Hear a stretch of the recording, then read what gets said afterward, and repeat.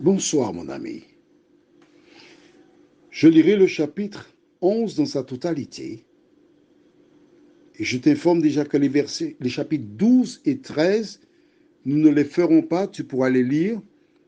Ils parlent de l'institution de la Pâque. Nous en avons déjà parlé. J'ai voulu et tenu à parler de toutes les plaies que Dieu déversa sur l'Égypte. Parce qu'il y a des choses très importantes sur Moïse que nous devons voir tout à l'heure. Quand je dis tout à l'heure, tu as bien compris, c'est dans les jours à venir. Pour terminer, parce que déjà le 8 décembre, cette série. Prions. Seigneur, nous allons découvrir la dernière plaie parce que Pharaon s'est rebellé contre toi. Que le Saint-Esprit nous éclaire. Nous t'en prions au nom de Jésus et pour ta gloire éternelle. Amen. Je lis donc dans Exode 11, versets 1 à 10. L'Éternel dit à Moïse, je ferai venir encore une plaie sur Pharaon et sur l'Égypte. Après cela, il vous laissera partir d'ici. Lorsqu'il vous laissera tout à fait aller, il vous chassera même d'ici. Parle au peuple, pour que chacun demande à son voisin et chacune à sa voisine des vases d'argent et des vases d'or. L'Éternel fit trouver grâce au peuple aux yeux des Égyptiens. Moïse lui-même était très considéré dans le pays d'Égypte, aux yeux des serviteurs de Pharaon et aux yeux du peuple. Moïse dit, ainsi parle l'Éternel, vers le milieu de la nuit, je passerai au travers de l'Égypte. Et tous les premiers-nés mourront dans le pays d'Égypte. Depuis le premier-né de Pharaon, assis sur son trône, jusqu'au premier-né de la servante qui est derrière la meule, et jusqu'à tous les premiers-nés des animaux. Il y aura dans tout le pays d'Égypte de grands cris, tels qu'il n'y en a point eu et qu'il n'y en aura plus de semblables. Mais parmi tous les enfants d'Israël, depuis les hommes jusqu'aux animaux, pas même un chien ne remuera sa langue, afin que vous sachiez quelle différence l'Éternel fait entre l'Égypte et Israël. Alors, tous tes serviteurs que voici descendront vers moi et se prosterneront devant moi en disant, sors, toi et tout le peuple qui s'attache à tes pas.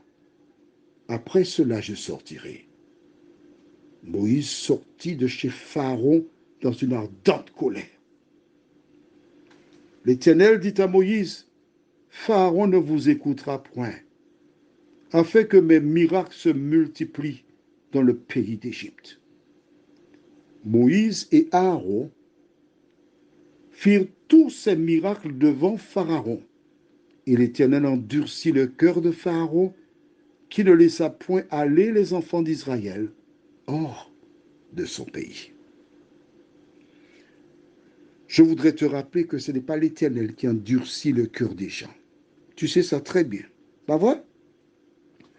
Combien de fois je t'ai présenté différentes vérités que tu as lues dans la Bible, que tu reconnais comme normales, justes, et que fais-tu?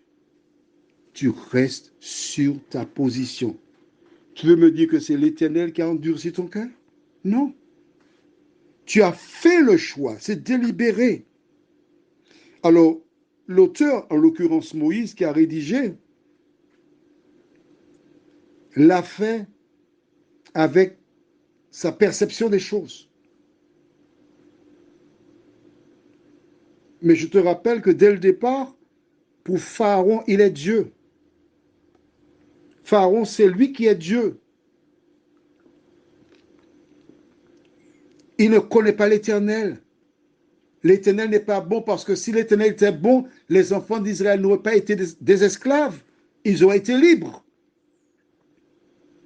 Et c'est un mano à mano, une partie de bras de fer qui a commencé entre l'Éternel et Pharaon. Il s'appuyait au départ sur ces magiciens, ces devins, ces enchanteurs, ces sages. Mais au fil des jours, il découvrit que ces personnes étaient limitées, qu'elles ne pouvaient pas réaliser ce que l'Éternel faisait. Alors Moïse a été délivré pour la dernière fois un message à Pharaon. Est-ce pour la dernière fois que tu entends ma voix? Mais tu notes avec moi que lorsqu'il sort, la Bible déclare au verset 8, Moïse sortit de chez Pharaon dans une ardente colère. C'est pour la première fois qu'il est dans une colère. D'accord, tu me diras, il était en colère quand il a tué l'Égyptien? Ok. Mais là, il est dans une colère et il ne fait rien. Aucune action. Sais-tu pourquoi? Parce qu'il a de la peine pour Pharaon. Et oui. Vois-tu, quel que soit l'homme que Dieu appelle pour délivrer un message de sa part, cette personne le fait par amour. Elle espère que la personne qui reçoit le message l'accepte et change de conduite. Elle espère qu'elle acceptera la parole. Sur quoi je me base? D'accord. Plus tard, tu verras dans le livre de Samuel que Dieu avait nommé le premier roi parce qu'Israël avait demandé un roi. Il s'appelle Saül.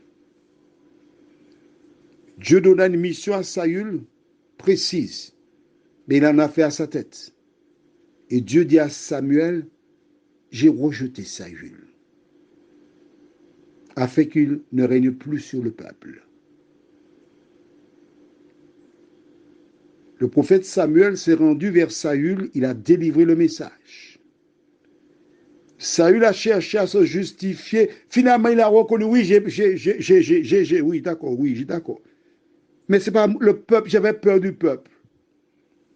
Et Samuel déclara à Saül, puisque tu as rejeté la parole de Dieu, l'Éternel te rejette et tu ne seras plus roi sur Israël.